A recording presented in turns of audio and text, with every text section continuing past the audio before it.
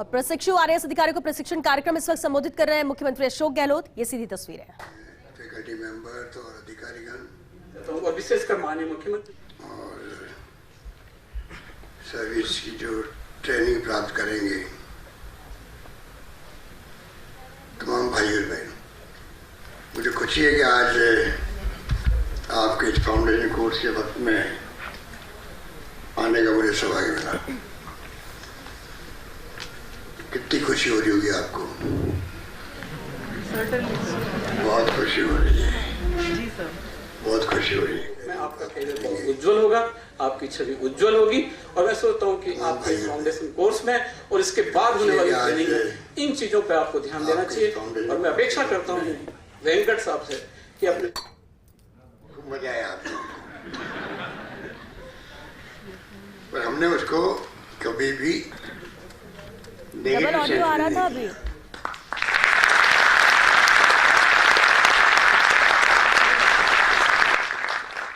लेना भी नहीं चाहिए। और आपको मैं कहना चाहूंगा, जिंदगी के अंदर आप भी मेरी वाली अप्रोच रखोगे, आपकी भी शुरुआत हो रही जिंदगी के अंदर, आपका पाना पड़ेगा पब्लिक से भी, सच्चे लोगों से भी, आपकी भी आलोचना होगी, काम की भी होगी, व्यवहार की भी होगी, सब होगी। पर हमेशा ध्यान रखो लाइफ के अंदर कि मुझे मजा भी आता है जिंदगी जीने का भी। सकारात्मक सोच हो, नेगेटिव सोच नहीं हो, बदले की भावना से काम नहीं करें। चाहे हम लोग राजनीति में काम करते हैं, चाहे आप लोग ऑफिस में काम कर रहे हैं, बहुत बड़ी बीमारी होती है। पूरी गवर्नेंस जो होती है वो आप पे निर्भर करती है। हम बार बार कहते हैं संवेदनशील, पारदर्शी, जवाबदेह प्रशासन देंगे, गुड गवर्नेंस देंगे, वो संभव ही नहीं है बगैर हमारी इस प्रकार की सोच के। चाहे वो अधिकारी हो, चाहे वो पॉलिटिशियन हो, जिस रूप में वो जीवन निभाते हैं उसको वही सोच सकनी चाहिए।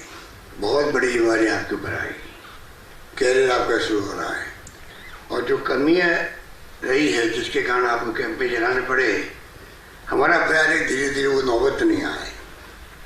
अब डीओपी सेक्रेटरी को भी मैंने कहा है, कुछ के कुमार की कमेटी बनाई हम लोगों ने कि संशोधन किए गए नियमों के अंदर, कायदों में, वरना हर नौकरी के अंदर लोग चले जाते हैं कोर्ट के अंदर, स्टे मिल जाता है। एक तरफ तो बेरोजगारी की समस्या बहुत बड़ी देश के अंदर ही, प्रदेश के अंदर चुनौती के रूप में, अगर महंगाई के साथ में चुनौती है तो बेरोजगारी की है। हर नौजवान चाहता मेरा कैरियर बने, समय पर रहे, समय पर मेरा सिलेक्शन हो, नौकरी में मैं जाऊं, और उसमें देरी होती है तो कितना दुख होता हो, उसको होता है, उसके परिवार को होता है, समाज को होता है। तो सरकार में जब परफेक्शन होना चाहिए कि तमाम जो कमियां आई एक समय के साथ साथ वो सब कमियां समाप्त हो, और मैं उस पर लगा हुआ हूँ। मैं चाहता हूँ कि रेगुलर अभी करीब 1 लाख के आसपास हम लोगों ने भर्तियाँ कर दी है, और 1 लाख के आसपास ही भर्तियों का प्रक्रिया चल रही है विभिन्न विभागों के अंदर। उसके बावजूद भी आज धरने भी हो रहे हैं, प्रदर्शन भी हो रहे हैं। कई तो जेन्युइन होते हैं, कोई बात सरकार तक पहुँचती नहीं है। तो डेमोक्रेसी में एक कायदा होता है कि आप धरना दो, प्रदर्शन करो, और जैसे आपने कैंपेन चलाओ, कैंपेन चलाओ, उसमें कोई हर्ज नहीं है। डेमोक्रेसी में बात सरकार तक पहुंचे, सरकार के मुखिया तक पहुंचे, अधिकारी तक पहुंचे, होना भी चाहिए। तो कई काम ऐसे होते हो ही नहीं सकते हैं, सुप्रीम कोर्ट के आदेश हैं या नियमों नहीं है, उसके लिए हम लोग धरना देते हैं, वो अच्छी बात भी नहीं होती। या हम लोग बेरोजगार संघ बना करके आंदोलन करने लग जाए। अब जो एक मांग उठ रही है कि 30,000 की 50,000 कर दो। आप बताइए, अब आपने जो एग्जाम दिए होंगे और मान लो 1500 आपकी नौकरियां थी, एग्जाम देने के बाद आपको नहीं 1500 से 3,000 कर दीजिए नौकरी आप, तो कैसे करेंगे? तो वो भी सब वो देख रहे हैं। हम चाहते हैं कि इसमें, हालांकि हमने बहुत ज़्यादा ध्यान दिया है, हमने हाई कोर्ट से SLB की हुई थी सुप्रीम कोर्ट में, उन तक को विड्रॉ किया पहली बार। मैं समझता हूँ देश के अंदर किसी राज्य ने, अगर सरकार चली गई, हाई कोर्ट के अंदर सरकार कामयाब नहीं हुई, SLB करनी पड़ी, तो वो भी हमने विड्रॉ करवाई राजस्थान में पहली बार।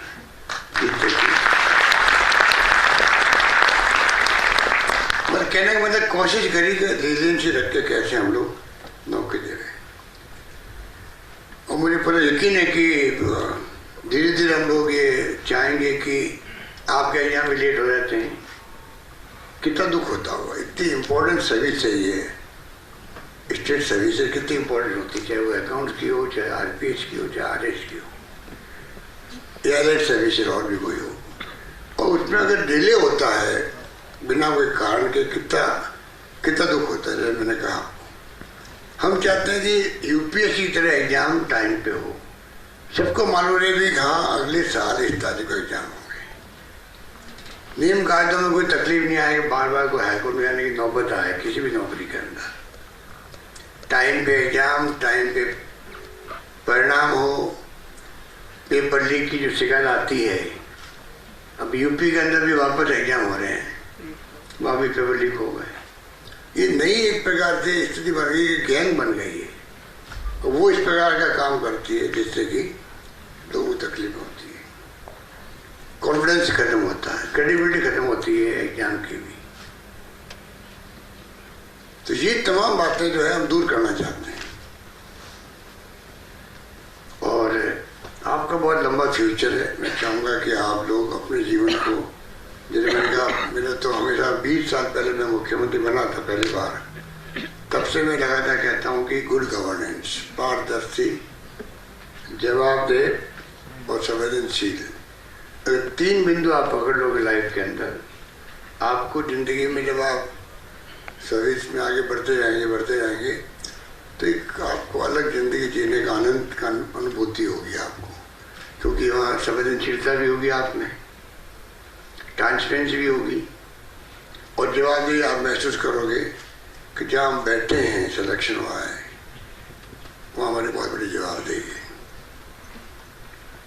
ये तीनों बिंदु आप अपनी लाइफ में अगर रखेंगे तो मैं समझता हूँ कि आप वो जिस वैसे रास्ते अलग अलग होते होंगे, अभी माहौल बदल गया देश का और मूल्य में गिरावट आ गई है सब जगह, राजनीति हो, चाहे वो प्रशासनिक सेवाएं हो, चाहे कोई सेक्टर हो, जो वैल्यू में गिरावट आई है वो चिंता का विषय है। जो संविधान हमें दिया है डॉक्टर अम्बेडकर ने, और जो गांधी जी के सानिध्य में जो कुछ भी इस देश को मिला है, जंग लड़ी है आज़ादी की, पंडित नेहरू, सरदार पटेल, मौलाना बुखराम आज़ाद, ये तमाम जो उस जमाने के जो स्थितियाँ थी, और पंडित नेहरू की दूरदृष्टि थी कि उन्होंने संस्था ऐसी बनाई, आज हम जहाँ बैठे हुए हैं वो संस्था भी पंडित नेहरू की देन है, पंडित नेहरू की देन है। और राजस्थान के लिए तो जोधपुर में उसकी स्थापना हुई, उनकी जन्म दिवस पर हुई। पर जिस रूप में पूरे जितनी संस्थाएं बनी हैं वो उनकी देन थी कि एक सोच थी कि कैसे ट्रेनिंग मिले, किस प्रकार से जो बड़ी बड़ी संस्था का निर्माण हुआ था, IIT, IIM, ट्रिपल आई तभी आई, IIT, IIM, ICCR, ICAR, scientific संस्थाएं, ये उस वक्त में उनकी कल्पना थी, बन गई, आज वो मजबूत हो गई देश के अंदर। इस रूप में आज ये पूरा देश देख रहे हैं कि सारी तमाम प्रतिष्ठित संस्थाएं इस देश के अंदर है। इसीलिए हम लोग टाइम पे विज्ञान में, तकनीकी के अंदर प्रगति कर पाए। आज हम दुनिया में कोई कम नहीं है विज्ञान में, तकनीकी के अंदर। 100 सैटेलाइट दुनिया के मुल्कों के इसरो से छोड़े जा रहे हैं, वहाँ तक हम पहुँच गए। ये तो एक एग्जाम्पल है। IT में हम लोग अमेरिका में जाके हावी हो गए, इंडियंस के हमारे नौजवान, ये किसका मोबाइल बोल रहा है?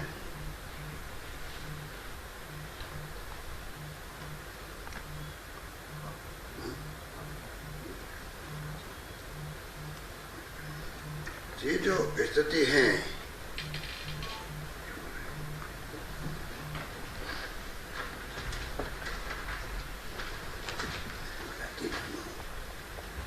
ये जो स्थिति है उसको आपको हमको समझना पड़ेगा कि किस प्रकार से उस जमाने में जो सोच थी उसके कारण से आज हम लोग पाकिस्तान की तरह नहीं है। पाकिस्तान हिंदुस्तान साथ में आजाद हुए थे। क्या कारण है कि हिंदुस्तान इतना आगे बढ़ गया, आत्मनिर्भर बन गया, हरित क्रांति भी हो गई। हम लोग पीएच 480 का गेहूँ मंगाते थे अमेरिका से, बचपन में देखा हुआ हमारे भी है। आप कल्पना कीजिए आज हम लोग आत्मनिर्भर हैं सब सेक्टर के अंदर, और पाकिस्तान की क्या स्थिति है? इस धर्म के नाम पर देश अलग हुआ, हम मुस्लिम है अलग मुल्क बनाएंगे, बना लिया। 2 टुकड़े हो गए पाकिस्तान के इंदिरा गांधी के वक्त में। धर्म के नाम पर जो राजनीति होती है उसका नतीजा पाकिस्तान के उदाहरण के रूप में हमारे सामने है। धर्म के नाम पर मुल्क बन सकते हैं, पर एक अखंड रहा तो हिंदुस्तान रहा है। इंदिरा गांधी ने जान दे दी, खालिस्तान ने बनने दिया, राजीव गांधी शहीद हो गए। एक तो ये सोच है देश की, और वहाँ बार बार सैनिकों का शासन, डेमोक्रेसी की हत्याएं। एक धर्म था पर पूरी पाकिस्तान, पश्चिम पाकिस्तान के 2 टुकड़े, एक तरफ बंगला बोली जाती थी, एक तरफ उर्दू और पंजाबी बोली जाती थी पाकिस्तान के अंदर। ये बात मैं इसलिए कह रहा हूँ, आज जो माहौल देश के अंदर है तो धर्म के नाम पे राजनीति कर रहे हैं, बड़ा आसान काम है। जातिवाद फैलाना, धर्म के नाम पे राजनीति करना बहुत आसान होता है। सबको साथ लेके चलो। जो संविधान की मूल भावना लोकतंत्र की, उसमें टॉलरेंस पावर होना सबसे बड़ी बात है, और उसके आधार पर ही संविधान को हम आत्मसात कर सकते हैं। पर आज माहौल है जो कुछ भी चल रहा देश के अंदर, आर्थिक तनाव है, अविश्वास है, सद्भावना का माहौल कम हो गया है, कम होता जा रहा है, अलग अलग धर्मों के नाम पर, जातियों के नाम पर। और दुख इस बात का होता है कि नई पीढ़ी भी आज जो है, जातिवाद तो खत्म हो जाना चाहिए अभी तक 70 साल के बाद में, अभी भी जातिवाद भी है, छुआछूत भी है, जो मानवता का कलंक है कि एक मानव दूसरे मानव के साथ में छुआछूत करे। इससे बड़ा कलंक क्या हो सकता है? ये बात मैं इसलिए कह रहा हूँ, आज का जो माहौल है उसको भी आपको फेस करना है। ट्रेनिंग के बाद में आप जाएंगे जब इलाकों में, तो तमाम बातें आएगी, आपको बहुत धैर्य के साथ में, समझदारी से चिंतन मनन करके आपको फेस करना उनको, जिससे कि आप वहाँ के प्रशासनिक दृष्टिकोण से गुड गवर्नेंस दे सकें, जिससे कि वहाँ आप सभी धर्मों के, वर्गों के लोगों के साथ लेके चल सकें, तनाव पैदा नहीं हो, वायलेंस नहीं हो। कई बार दंगे बढ़ जाते हैं, और कई एसडीओ अच्छा काम करते हैं, ईडी में अच्छा काम करते हैं, कलेक्टर कंट्रोल कर लेते हैं, डीवाईएसपी सीआई कंट्रोल कर लेते हैं, कई जगह नहीं कर पाते हैं, अलग अलग पर्सनलिटी बन जाती है। तो अगर सोच आप इस ट्रेनिंग में उठ लेवल के लेके चलोगे, तो मैं समझता हूँ कि आप सारे काम, आपकी खुद की क्रेडिबिलिटी होगी। अगर आप खुद अच्छे, ईमानदार, संजीदा, कुशल प्रशासक के रूप में काम कर रहे हो, और धाक जम गई क्षेत्र में, आधा काम आपको हल्का हो गया, पब्लिक आपको साथ देगी, आप कामयाब रहेंगे अपने कर्तव्य के अंदर, जिम्मेवारी के अंदर। ईमानदारी वो चीज है लाइफ के अंदर जिससे समाज बहुत ज़्यादा प्रभावित होता है, और आधा काम हल्का हो जाता है आपका। ये मैंने अनुभव खुद ने अपने लिए किया है। जब मैं केंद्र में 3 बार मंत्री बना हूँ, इंदिरा गांधी के साथ में, राजीव गांधी के साथ में, नरसिम्हा राव जी के साथ में, और मुझे पोर्टफोलियो कभी मिलता टूरिज्म का, कभी मिलता सिविल एविएशन, कभी मिलता स्पोर्ट्स, कभी मिलता मुझे टेक्सटाइल, और मुझे चारों की कोई जानकारी नहीं। ये बात लागू थी पूरे देश के अंदर तमाम मंत्रालयों के अंदर, चाहे राज्य में हो चाहे केंद्र में, जो मंत्री बनते हैं उनका जुड़ने की बैकग्राउंड वो हो जिसका विभाग संभाल रहे हैं, इक्का दुक्का छोड़ दीजिए। उसके बाद में अगर कॉमन सेंस आप में है, और कॉमन सेंस के आप में अगर आप ईमानदार हो, और पूरे मंत्रालय के अधिकारियों कर्मचारियों में ये महसूस हो गया ये जो हमारा मंत्री आया ये आदमी ईमानदार है, गौर ईमानदार है, तो जो उसमें करप्शन करने वाले लोग भी होते हैं वो भी सचेत हो जाते हैं। ईमानदार लोग होते हैं, उनका कॉन्फिडेंस बढ़ जाता है, और आप मंत्रालय को संभालने में कामयाब हो जाते हो। आप खुद ही अगर भ्रष्ट हो तो ना तो आप कानून व्यवस्था संभाल सकते हो, ना प्रशासनिक जो आपको जिम्मेदारी दी गई वो कर सकते हो, ना आपको जो फैसले सरकार करना चाहती है या कर रही स्टेट लेवल पर इम्प्लीमेंट नहीं कर सकते हो, करवा नहीं सकते हो। जो वेलफेयर स्कीम्स हैं गरीब को लाभ मिलना चाहिए थे, गरीब को, दलित को, किसान को, मजदूर को, उस तक पहुँचते नहीं है। केवल स्कीम ऐसी अच्छी बनती है पर स्कीम का लाभ गांव तक पहुँचता ही नहीं है। मैं आपको एक अनुभव बताऊँ मेरा, मैं पहली बार जब मुख्यमंत्री बना पूरे देश में एकमात्र राजस्थान था जहाँ मैंने स्कीम चलाई, मुख्यमंत्री जीवन रक्षा कोर्स। अब तो हमने दवाएं फ्री, टेस्ट फ्री, 5 लाख का चिरंजीवी योजना लेके आ गए, अब तो बहुत आगे बढ़ गए हैं। उस वक्त हमने कहा भाई कोई गरीब होगा मुख्यमंत्री जीवन रक्षा कोर्स के अंतर्गत इलाज के लिए, चाहे 1 लाख रुपए, चाहे 2 लाख, या 5 लाख या 10 लाख, कोई सीमा नहीं होगी, इलाज सरकार करवाएगी। और ये मैं लगातार बोलता रहा। आपको आश्चर्य होगा, चुनाव आए, चुनाव में हम लोगों ने कहा, चुनाव का 1 साल लास्ट था, मैंने मेरी मीटिंग में पूछता था भाई आपको मालूम है स्कीम के बारे में, फिर मैं हाथ खड़े करवाता सबके पब्लिक में, फिर मैं हाथ गिनता सबके सामने,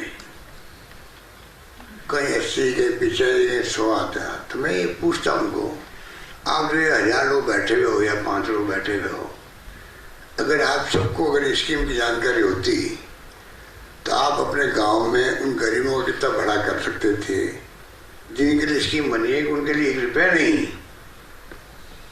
जो बीपीएल, उस वक्त बीपीएल का मामला था खाली, क्योंकि बीपीएल ही बहुत बड़ा इश्यू था। अगर आपको जानकारी होती तो आप कितने लोगों का भला कर देते। इलाज करवा, लोग गहने रखते हैं, गिरवी रखते घरों को, माँ बाप को बचाओ, चाहे वो मरने वाला भी बेचारा, तो भी हमारे सरकार इतने अच्छे हैं कि नहीं माँ बाप की पूरी जिंदगी बचनी चाहिए। कितने बिल बनते प्राइवेट मालूम आपको, अभी हमने चिरंजीवी योजना लेके आए हैं। अगर ये जानकारी भी नहीं होगी लोगों के, अभी भी कुछ परिवार ऐसे हैं जहाँ तक ये योजना नहीं पहुँची, अभी तक भी नहीं पहुँची। 850 रुपये लेते हैं हम पैसे वालों से, 850 रुपये देने के लिए तैयार नहीं करती कोई, ऐसे लोग भी हैं। हमने कलेक्टर्स को कहा भाई नहीं देने वाले तो हम दे देंगे उसको, आप इसी एनजीओ से बात कर लो, किसी उद्योगपति से बात कर लो जिले के अंदर, वो भी नहीं होता मुझे कहो मैं करवा दूंगा। परंतु हर व्यक्ति का कवर होना जरूरी। 5 लाख के कैशलेस बीमा ही है, बड़े बड़े बिल बनते हैं प्राइवेट में या गवर्नमेंट में, सब फ्री कर दें। उस वक्त मैंने इसलिए बात बताई कि अगर वो योजना लागू करने में पॉलिटिकल लोगों ने तो मैंने हाथ खड़े करवा दिए, पर अगर मान लीजिए वहाँ का बीडीओ, एसडीओ अगर सब मिलके सरकार की योजनाओं का किस प्रकार हम प्रचार प्रसार करें, उसमें अपनी अक्ल होशियारी को काम ले, अपनी प्रशासनिक क्षमता का उपयोग करे, तो एक लगता है जिंदगी में आनंद भी आता है। मैंने मेरी लाइफ के अंदर कितने लोग भला कर दिया। तो दुर्भाग्य से आज सुनते हैं कि ट्रेनिंग के वक्त में यूपीएससी के जो आपके निकलते हैं नौजवान लोग, ट्रेनिंग के वक्त में चर्चा करने लग जाते हैं कि हम पैसे किस प्रकार कमाएंगे। अब आप सोच लीजिए किस रास्ते में जाना आपको, वो आपको तय करना है। पैसे कमाने वाले रास्ते में जाना है या जिंदगी को उस रूप में व्यतीत करना है कि आपको लगे, पूरे परिवार का एक मान सम्मान समाने बढ़ा है। आप कोई मामूली व्यक्ति तो नहीं बनने जा रहे हो। आपकी जो सेवाएं होगी वो आपके परिवार का मान सम्मान बढ़ाने वाली होगी, ये दिमाग में रखो। लोग ये उनका बेटा है, उनका पोता है, कितना शानदार काम कर रहा है, और ये उल्टा भी होगा। उनका बेटा पोता ऐसा निकला, उनका बाप तो अच्छा था, उनका दादा तो बड़ा नामचीन था, पोता सा निकल गया। तो दिमाग में रखो, जिंदगी में पैसे सब कुछ नहीं है। एक कोरोना ने समझा दिया कि पैसे सब कुछ नहीं है। बड़े बड़े पैसे वाले एक बेड के लिए तरसते रह गए और मर गए। बेड नहीं मिला दिल्ली के अंदर, बम्बई के अंदर, ये स्थिति बनी है। सादगी से रहो, कम खर्च रखो लाइफ के अंदर, वो भी बहुत बड़ी अप्रोच होती लाइफ के अंदर। आवश्यकता इतनी कम रहेगी, सादगी से रहेंगे। इस गांधी के देश में हम लोग रहते हैं, और गांधी ने भी कहा था जब आप लोगों के लिए और हम लोगों के लिए सीख है वो, कि जब कभी आपकी कलम में कोई संदेह पैदा हो मैं क्या फैसला करूं, आप उस गरीब व्यक्ति को याद करो जिसको जिंदगी में आप देखा हो, और फिर कल्पना करो जो मेरी कलम उस दिशा में चले, जैसे अंतिम छोर पे खड़े व्यक्ति का भला हो रहा है क्या इससे।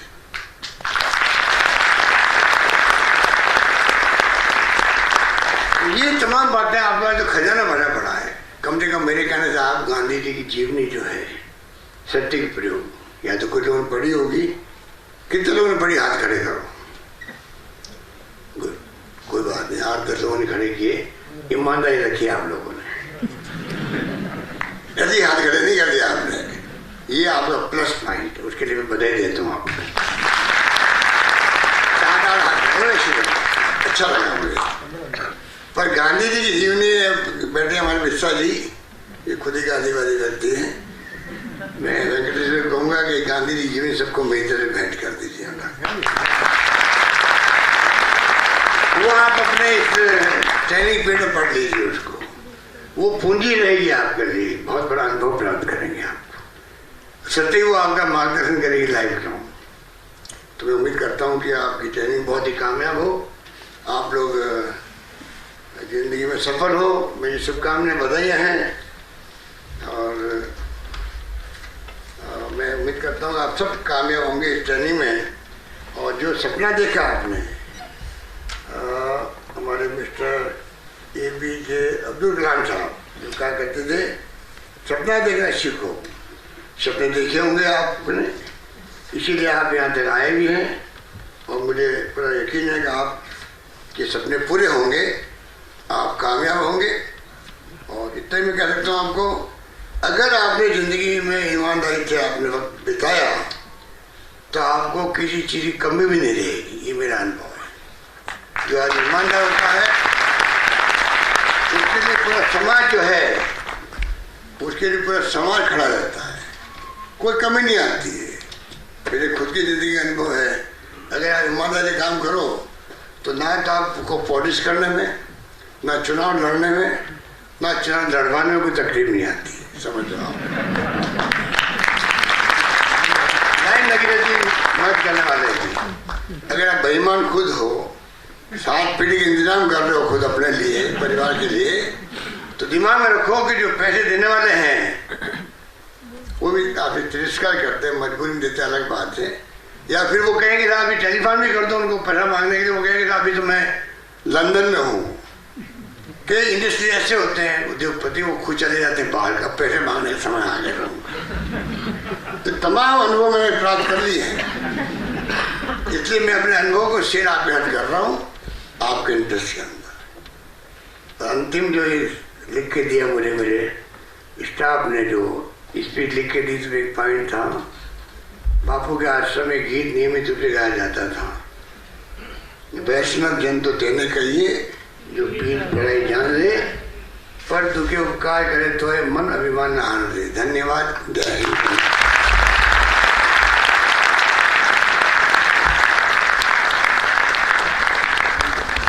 धन्यवाद, बहुत बहुत धन्यवाद माननीय मुख्यमंत्री महोदय, आपके निर्देशित इस उपहार के लिए। और ये जो समस्त 180 तपस्वी आज यहाँ मौजूद है इस सभागार में और लगभग 44 महिला बाल विकास अधिकारी का प्रशिक्षण ले रहे हैं। वीसी के जरिए हमारे साथ जुड़े हुए उदयपुर से इन सभी लगभग 220 प्रशिक्षणार्थियों की ओर से हम आपको इतना ही कहना चाहेंगे कि आपने विश्वास दिया है हमको, मन का उल्लास दिया है हमको, हम इसे भविष्य में अपने कार्यों में संभालेंगे।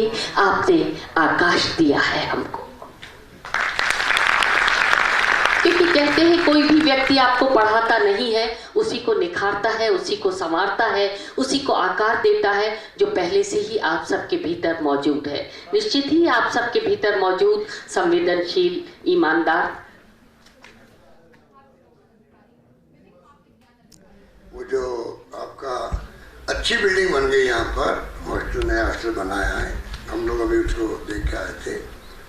और एक ऑडिटोरियम की मांग जो पिछली बार हुई थी, मैं आया तब, तो उसके लिए 25 करोड़ सैंक्शन हो गए, तो सबको मालूम है। वो काम जल्दी शुरू करवा दीजिए। और तीसरी मांग आपने की कि जहाँ बच्चे रहेंगे, हॉस्टल जो है उसकी स्थिति अच्छी नहीं है। आपने कहा कि 10 करोड़ रुपये चाहिए जरूरत होगी, तो मैं 10 करोड़ रुपये मंजूर करने को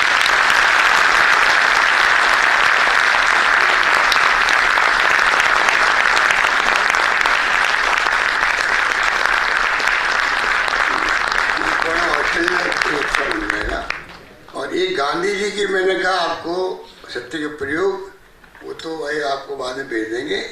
ये गांधी डायरी में छपाता हूँ हर साल। हाँ, वो गांधी डायरी में मेरी तरफ से आपको भिजवा दूंगा, आप सबको बंटवा दीजिएगा।